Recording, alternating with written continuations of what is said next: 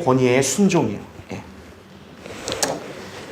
뭐 이거는 가장 기본적이고 또 당연히 알고 있는 진리라 하겠지만 사실은요, 이 땅의 대다수 교회들은요, 이 하나님 말씀의 권위에 순종하진 않아요. 그럼 뭐에 순종하냐? 인간 지도자들 또는 교회가 갖가지 만들어낸 전통들, 이런 것들에만 이렇게 중시를 하지, 하나님 말씀의 권위가 뭔지를 잘 몰라요. 왜일까요? 이 땅의 교회들은 한 번도 바른 하나님의 말씀을 들어본 적이 없기 때문이에요. 한글 킹제임 성경이 이 땅에 나오기 전에는요, 이 나라는 바른 성경이 없었어요. 그러니까 변개된 성경은 하나님의 말씀이 아니에요. 그러니까 그런 말씀에는 권위가 안 나오는 거예요.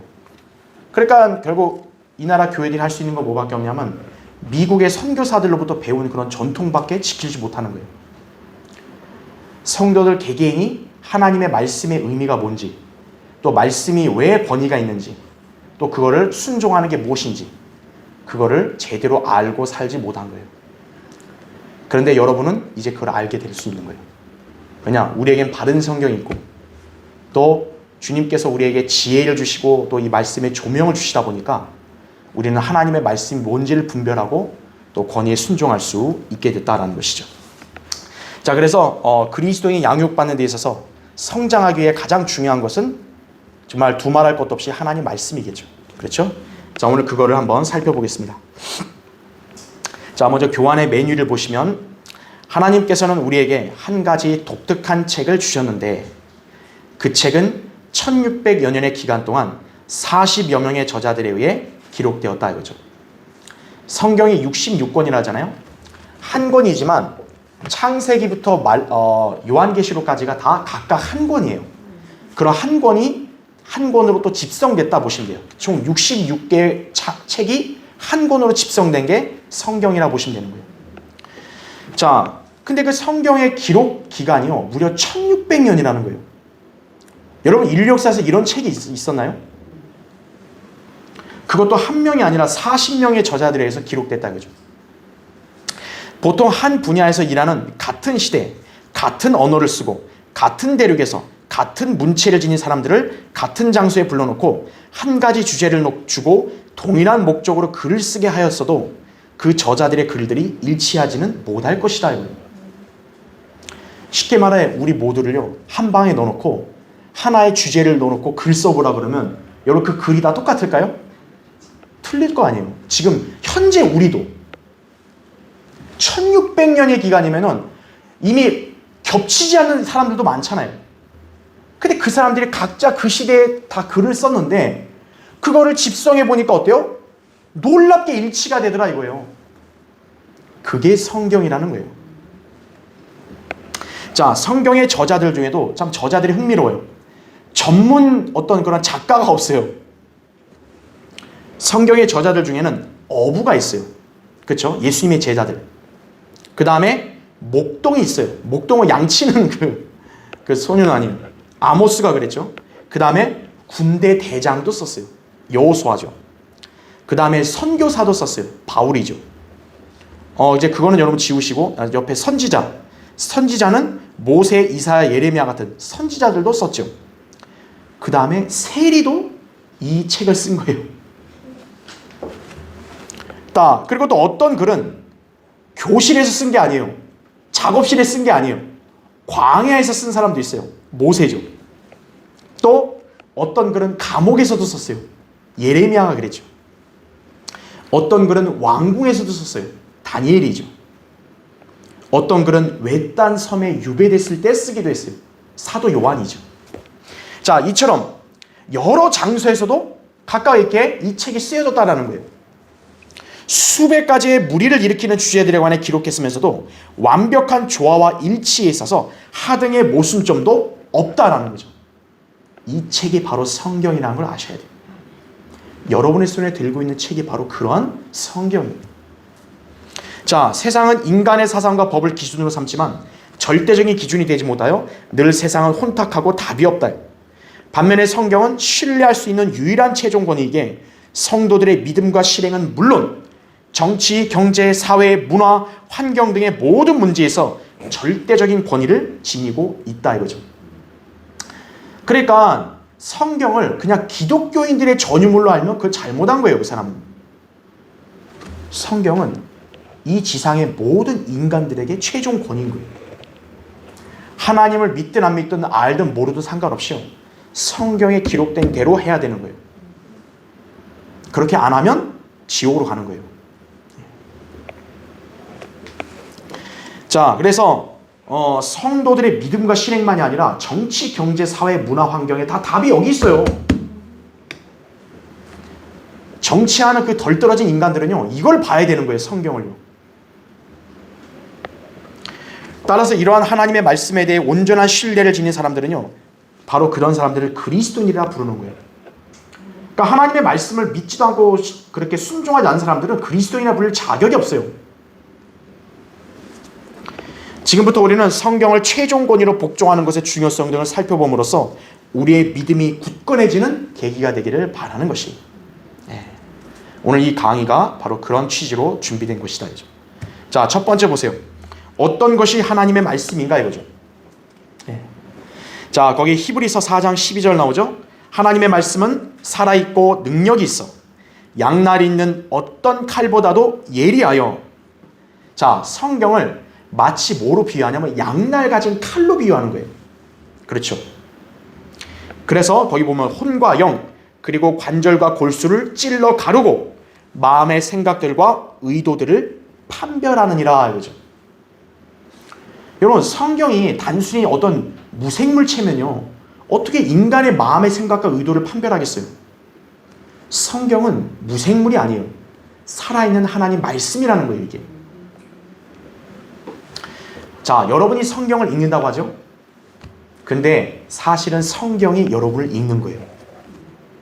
여러분이 성경을 진지하게 읽고 묵상할 때마다 성경은 여러분에게 계속 찌르고 가르치는 거예요. 너 이런 거 제대로 안 했지? 너 이런 거에 불순종했지? 성경이 지적하는 거예요. 그래서 인간들이 성경을 싫어하는 거예요. 그러니까 성경을 사랑하고 믿는 사람은 그리스도인밖에 없는 거예요. 자, 사람은 하나님이 어떤 분인가를 알아보려고 여러 가지 길에서 탐색하지만 이 시대 하나님을 만나기 위해서는 성경으로 가야 한다 이거죠. 성경을 무시하고 다른 방법으로 하나님을 찾으러 가면요, 인간의 상상으로 날조한 하나님을 만날 수 있는 것이다 이거죠. 그러니까 인간들이 알고 있는 하나님은 엄청나게 많아요. 예. 하나님이 어떤 분인가를 알아야 된다고요. 우리는 어떤 하나님을 믿는 거예요? 성경의 하나님을 믿는 거예요. 인간들이 만들어낸 다른 하나님을 믿는 게 아니에요. 근데 인간들 각자마다 자기만의 하나님이 다 있어요. 예. 그러니까 왜 그런 일이 발생하냐면 성경으로 하나님을 안 만났기 때문에 그러는 거예요. 왜냐하면 인간들은 각자마다 성향이 다르잖아요. 각자마다 가치와 사고방식도 다르잖아요. 자기가 마음대로 하나님을 찾으려니까 엉뚱한 하나님을 만나는 거예요. 자, 성경으로 가야 하나님 만나는 것이에요. 성경은 우리에게 인간의 사후의 생, 구원 계획, 미래의 운명까지 기록하고 있다 이거죠. 이것이 바로 성경이 살아있는 역사책인 것을 증명하는 것이다. 아까 얘기했잖아요. 하나님 말씀은 살아있고 능력이 있다 그러죠. 예.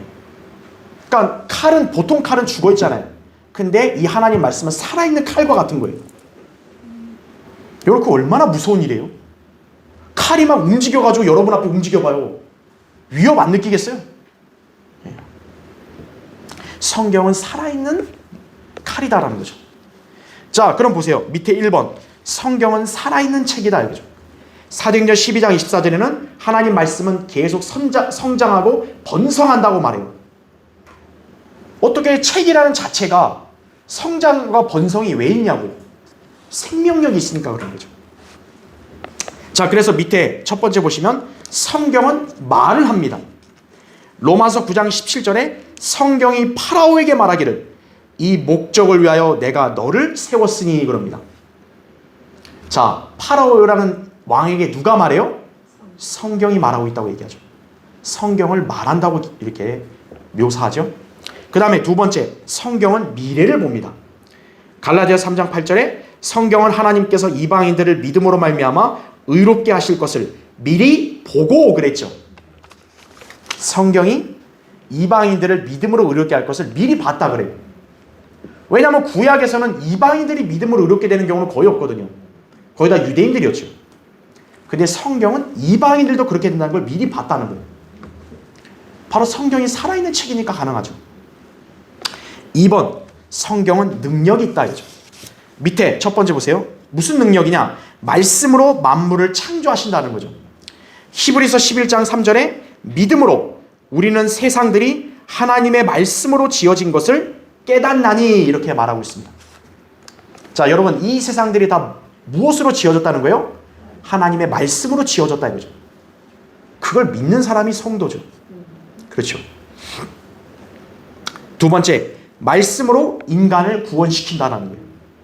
베드로전서 1장 23절에 너희가 거듭난 것은 썩어질 씨로 된 것이 아니라 썩지 아니할 씨로 된 것이니 살아있고 영원히 거하는 하나님의 말씀으로 되었느니라 이거죠. 여기서도 하나님 말씀을 살아있고 영원히 거한다 이렇게 얘기하고 있죠. 그렇죠? 예. 또 야고보서 1장 18절에도 그분 자신의 뜻으로 우리를 진리의 말씀으로 낳으셔서 그랬다 이거죠.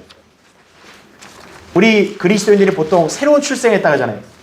우리가 무엇으로 새로운 출생이 가능한 거예요? 하나님 말씀으로 우리가 출생했다라는 거예요.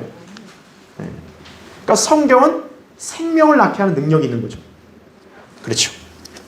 능력 있는 책이죠. 밑에 그 다음에 다음 페이지 넘어왔죠. 위에 세 번째 말씀은, 자 여러분 이 구절은 특히 여러분 잘 기억하세요. 하나님의 모든 이름보다 크다 그랬습니다.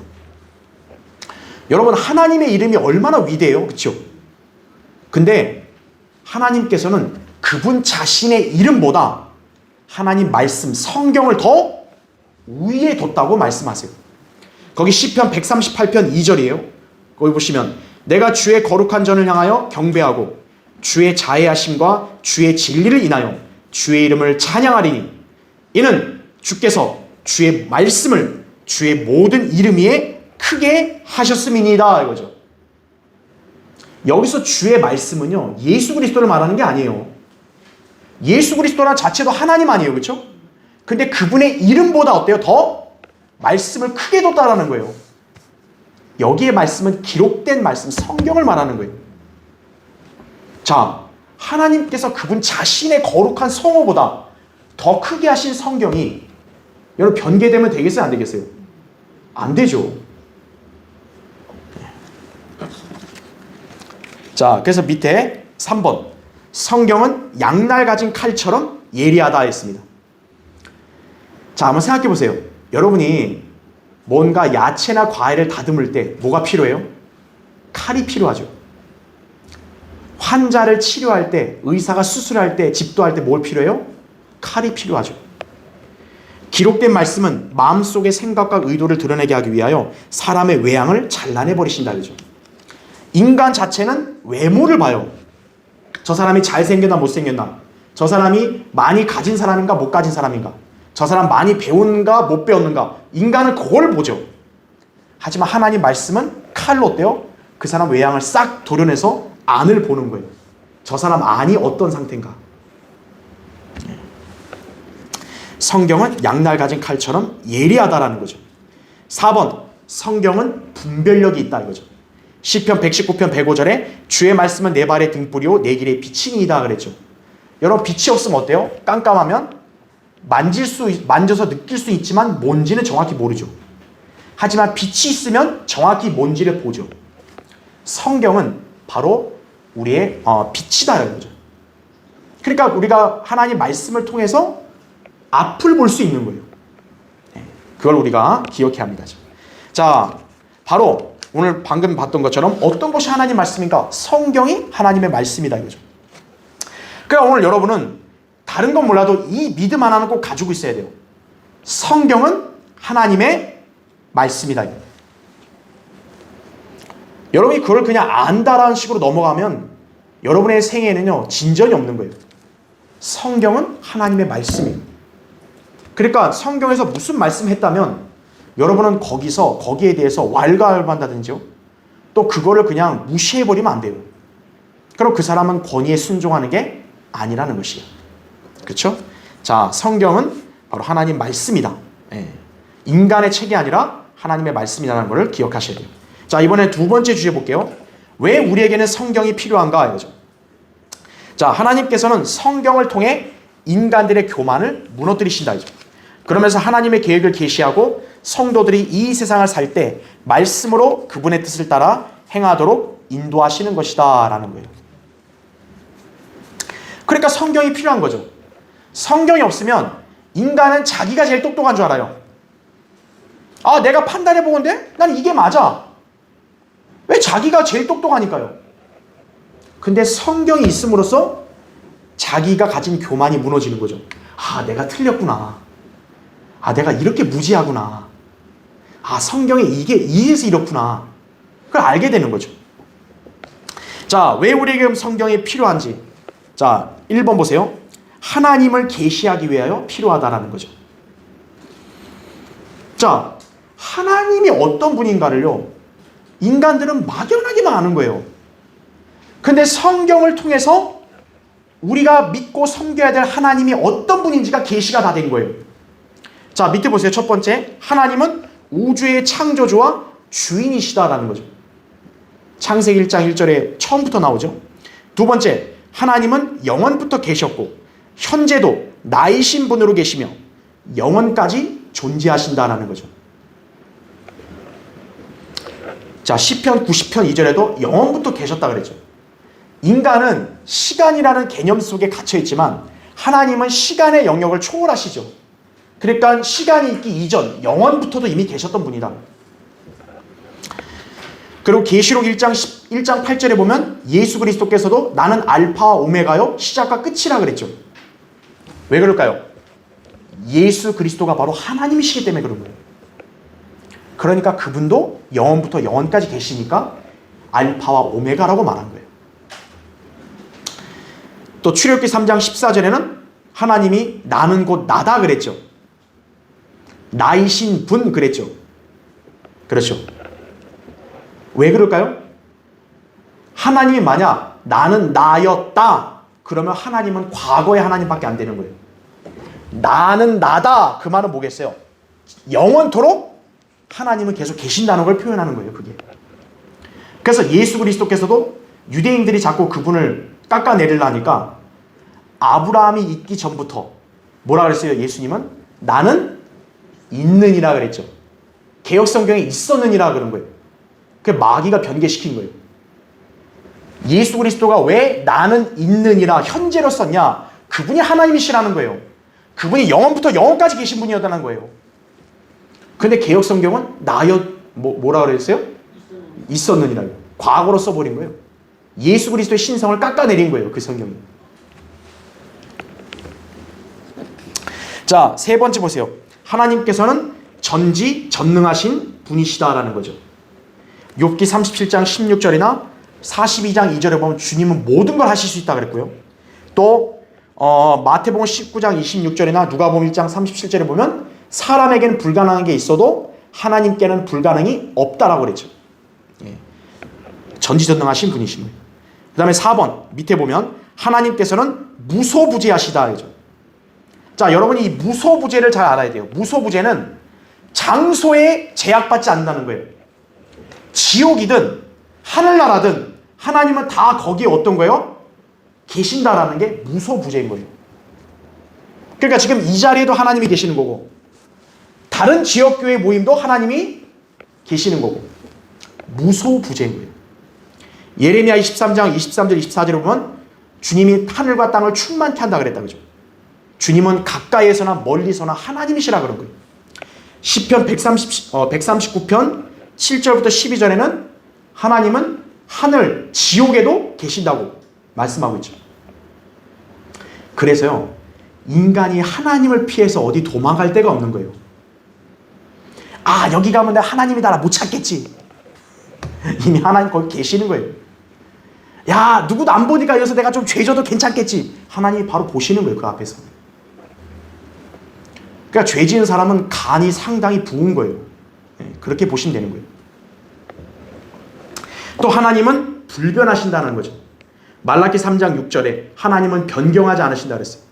야고보서 1장 17절에도 하나님은 변화가 없는 회전하는 그림자라고 그렇죠. 이렇게 말씀하죠. 자, 다섯 번째, 하나님은 거룩하시고 의롭고 공의로우시며 사랑과 자비가 풍성하시다. 이거는 더 말해서 뭐 말할 필요도 없이 다 아는 거죠. 근데 그걸 성경을 통해서 우리가 아는 거예요. 그냥 아는 게 아니라고요. 밑에 여섯 번째, 하나님께서는 모든 피조물들로부터 영광과 존귀와 권세를 받으실 계획을 지니셨다라는 거죠. 계시록 4장 11절에 나오죠. 그래서 하나님은 창조를 통해서도 영광 받으시죠. 시편 19편이나 89편에 나오고 또 경배를 통해서 영광 받으시죠. 시편 66편, 95편에 나오죠. 오늘 우리가 이 자리에 왜 온 거예요? 하나님께 영광을 돌리기 위해 경배 드리려고 온 거예요. 여러분은 눈도장 찍으려고 온 거 아니에요. 오늘 하나님 앞에 경배 드리려고 왔다는 걸 기억하셔야 돼요. 그 다음에 섬김을 통해서 하나님께서는 영광과 존귀를 받으실 것이다. 고린도서 4장 6, 7절입니다. 지금은 우리가 이 짧은 시간에 제가 성경을 다 못 찾는 거예요. 그러니까 여러분에게 교환을 드렸으니까 여러분이 집에서 공부하면서 찾고 읽어야 돼요. 그래야 여러분 더 인지하게 되는 거예요. 마지막 일곱 번째, 하나님께서는 영원한 왕국을 이루시어 통치하실 것이다. 이거죠. 이게 인간들이 가장 모르는 거예요. 하나님에 대해서. 그냥 하나님을 어떤 영적인 세계 그냥 한 신으로 아는 거예요. 천만에요. 하나님은 이제 이 하늘과 땅, 이 땅에 와서 실제로 영원히 통치하실 거예요. 자, 이거는 찾을게요. 이사야 한번 보세요. 이사야 9장 6, 7절 한번 보십시오.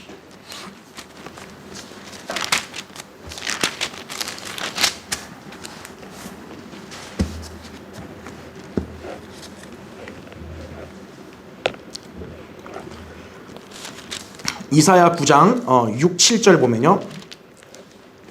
6, 7절에 이는 우리에게 한 아이가 태어났고 우리에게 한 아들이 주어졌음이니 정부가 그의 어깨 위에 있을 것이요 그의 이름은 경이로운 분이라 상담자라 능하신 하나님이라 영원하신 아버지라 화평의 통치자라 불리리라 이거죠. 예수 그리스도를 지칭하는 거예요. 바로 그분을 영원하신 아버지라고 얘기하죠. 그러니까 예수 그리스도는 구약의 여호와 하나님이신 거예요. 그리고 마지막에 화평의 통치자다 이거죠. 이게 중요한 거예요. 예수 그리스도는 통치하시는 거예요. 자, 7절 보세요. 그의 정부와 화평의 증가함이 다윗의 보좌와 그의 왕국 위에 바르게 세워지고 지금부터 영원까지 공의와 정의로 그것을 굳게 세우는데 끝이 없으리라. 만군의 주의 열성이 이것을 실행하시리라 이거죠. 하나님이 대충 하는 게 아니에요. 아유 귀찮은데 또 왕국을 세워야 돼? 하나님 그런 분 아니에요. 열성을 갖고 내가 왕국을 세우고 내 아들을 왕으로 세우겠다. 하나님은 그걸 열성을 갖고 하시는 거예요. 근데 알량한 인간들이 하나님의 통치는 없다고. 그건 영적이라고. 그런 소리 하고 있는 거예요. 여러분 하늘에 계신 하나님의 글 들으실 때 얼마나 인간들이 가소롭겠어요. 특히 유엔이요. 그래서 하나님께서는 다 재림하시면 유엔과 그 이방 족속들을 멸절시켜 버리시는 거예요. 전부. 자, 하나님을 계시하기 위해서 성경이 필요하다 그죠. 그래야 우리가 하나님이 어떤 분인지 알죠. 2번 또 성경이 왜 필요하냐? 사탄의 정체를 폭로하기 위해 필요한 거예요. 인간은요 반드시 사탄의 실체를 알아야 돼요. 왜 그럴까요? 그래야 자기가 비참하게 안 되는 거예요. 사탄을 모르면요 그 사람 비참하게 되는 거예요. 자, 밑에 보세요. 첫 번째, 사탄은 하나님의 위치를 탐내는 하나님의 원수다라고 그랬죠. 두 번째, 사탄은 하나님을 찬양하기 위해 창조된 그룹인 루시퍼였지만 하나님의 권위에 반역함으로써 그 지위에서 끌어내려져 사탄이 되었던 것이다. 이거는 이사야 14장 12절부터 15절이나 에스겔 28장 11절부터 19절. 이거는 우리가 성경 공부 때 많이 봤죠. 사탄의 기원, 타락 다 설명되어 있으니까 보면 됩니다. 세 번째, 사탄은 변질된 지혜를 지니고 있고 그랬어요. 여러분이 기억해야 될게요. 지혜는 하나님만 있는 게 아니에요. 지혜는 사탄도 있는 거예요. 근데 그 지혜의 종류와 성질이 너무 다른 거예요. 하나님의 지혜는 위로부터 오는 거기 때문에 순수하고 화평하다고 야고보서 3장 17절에 말씀하고요. 그런데 사탄의 지혜는 어떨까요? 땅에 속한 거예요. 정욕적이고 마귀적인 거라 그런 거예요. 지금 현재 이 세상에 정부가 하고 있는 거예요. 그렇죠? 바로 그들이 국회 이러여서 그런 사기꾼들이 하고 있는 그런 것들이 다 정욕적인 지혜를 받아서 하는 거예요. 전부. 사탄의 지혜를 받고 하는 거예요. 그 다음에 능력에 있어서 사탄은 하나님 다음이에요. 하나님 외에는요, 누구도 사탄한테 함부로 덤볐다가 이제 정말 낭패를 당하는 거예요. 그 다음에 중요한 개념, 사탄은요 한 번에 한 장소에만 있을 수 있어요. 자, 아까 하나님은 어떻다 그랬어요? 무소부재. 하나님은 어느 곳이든 다 계시는데 사탄은 한 장소에 한 군데밖에 못 있어요. 이게 하나님과 사탄의 차이인 거예요. 자, 그러면 근데 악령들도 어떤 사람이 어떤 걸 좀 잘 알던데요? 그게 왜 그럴까요? 사탄은 한 군데밖에 없지만 사탄의 분신과도 같은 악령들이 무수히 많은 거예요. 그래서 악령들이 지금 이 세상에서 엄청난 영역에서 활동을 하고 있기 때문에 악령들끼리 정보가 공유가 되는 거예요. 그래서 야, 저 나라의 정치인 어떻고, 야, 저 나라의 그 목사라는 그런 사람들이 어떻고 다 공유하는 거예요, 전부 다. 그래 사탄이 아는 거예요. 하나님처럼 무소부재한 게 아니에요, 사탄은. 근데 우리 하나님은 무슨 연락처가 필요 없는 거예요. 야, 니네 강릉지역적 어떤지 나한테 보고 좀 해라. 그런 거 아니에요. 하나님은 무소부재하니까 어디서든 다 보는 거예요, 전부 다. 그 차이인 거예요. 자, 네 번째, 사탄은 죄의 화신이자 거짓말쟁이고 살인자이고 혼란의 창시자예요. 혼란을 일으키는 자는요 바로 마귀 들린 자라는 걸 아셔야 돼요. 진실이 있으면요 그 진실을 얘기해야 되는데 자꾸 엉뚱한 얘기를 갖고 와서 혼란을 일으키는 거예요. 그게 바로 사탄 들린 자들의 특징이에요. 고린도서 14장 33절이나 요한복음 8장 44절에 나오죠. 마지막 다섯 번째, 사탄은 하나님의 권위를 찬탈하여 자신에게로 영광을 가져오려 한다 이거죠. 그래서 이 세상의 신으로서 경배받기 원하죠. 또 하나님의 계획을 가장하는 거예요. 그래서 분별력이 없는 성도들이나 교회들이 속는 거예요. 자신들이 하나님의 뜻을 따라 행하는 줄 아는 거예요. 그게 바로 사탄이 가장한 거거든요. 거기에 속는 거예요. 고린도서 11장 14절에 그렇게 나오죠. 자, 진화론과 종교, 여러분 누가 만든 거예요? 사탄이 만든 거예요. 사탄이요 불교를 만들었잖아요. 사탄이 가톨릭을 만들었잖아요. 사탄이 모슬림을 만들었잖아요. 수십억 명의 인간들, 지구상의 상당수의 많은 인간들이 그 종교에 다 미혹되죠. 사탄은 공산주의를 만들었죠. 네. 그러니까 마귀가 과장한다는 걸 알아야 되는 거예요. 그러니까 성경을 여러분이 읽고 공부하고 설교를 듣고 배워서 알아야 안 속는 거예요. 그래서 하나님께서 우리에게 성경을 주신 목적이 그거예요. 그러니까 여러분도 성경을요 그냥 대충 다루면 안 돼요. 하나님 말씀을 항상 읽어야 돼요. 하나님이 나에게 무엇을 말씀하시는가 경청해야 되는 거예요. 자, 마지막 세 번째, 우리는 성경을 어떻게 갖게 되었는가? 그 다음 페이지 나오죠. 먼저 하나님은 인간에게 진리를 나타내 보이시고 소통하시려고 뭘 하냐? 계시를 하는 거예요. 그래서 계시로 하나님의 말씀을 인간들에게 먼저 알게 했죠. 특히나 사도 바울은 계시를 통해 교회에 관한 신비를 깨닫게 된 거예요. 에베소 3장 3절에 나오죠. 그러니까 바울이 없었다면 교회 시대에 관한 진리들을 몰랐던 거예요. 제자들도 몰랐어요. 바울에게 계시로 알게 했기 때문에 오늘날의 교회 시대고 또 교회 시대의 진리가 무엇이고 우리가 다 알고 깨달을 수 있었다는 거죠. 자, 2번. 그 다음에 하나님은 어떻게 하냐? 영감을 주시는 거예요. 하나님께서 인간에게 성경을 기록하게 하실 때 영감으로 기록하게 하시는 거예요.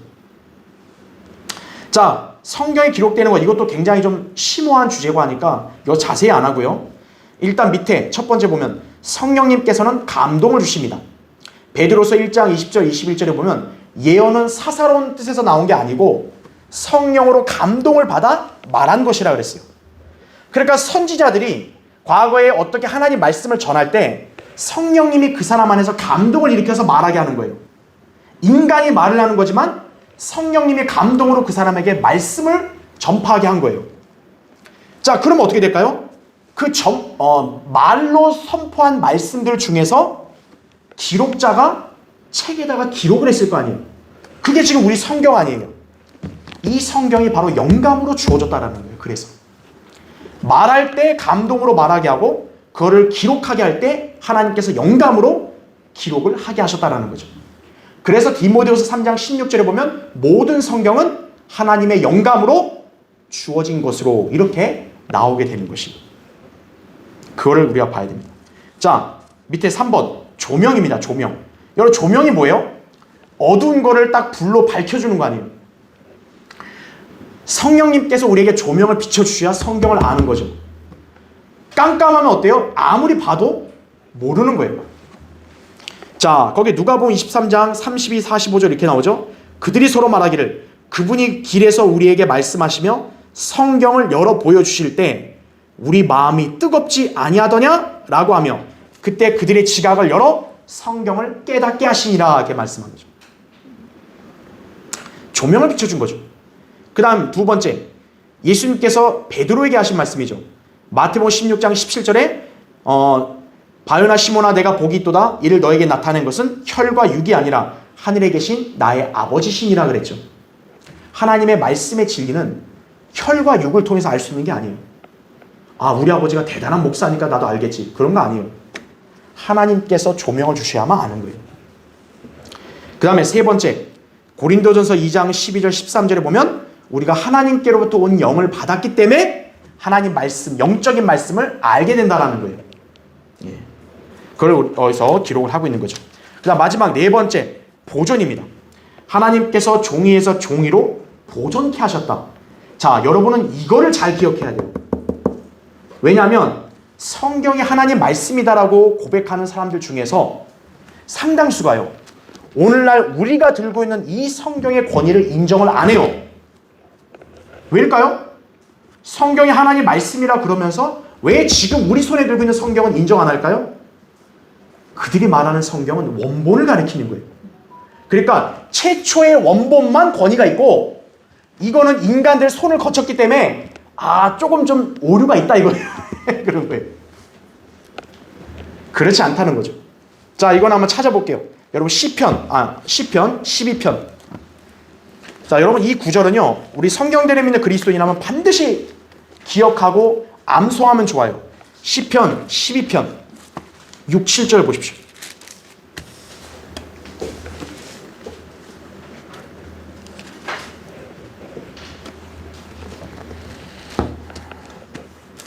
시편 12편 6, 7절.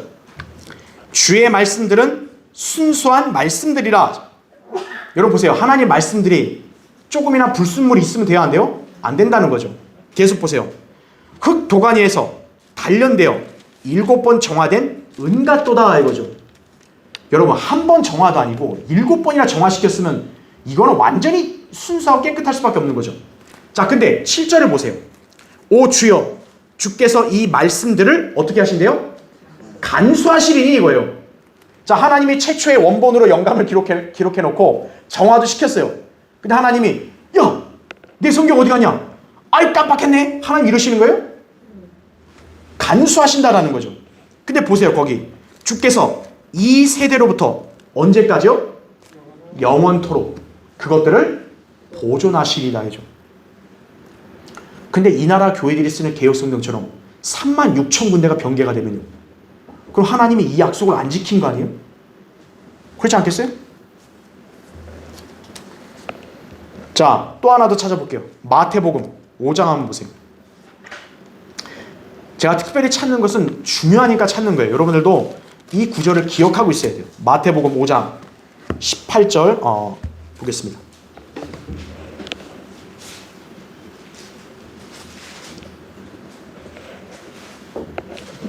마태복음 5장 18절 보면요.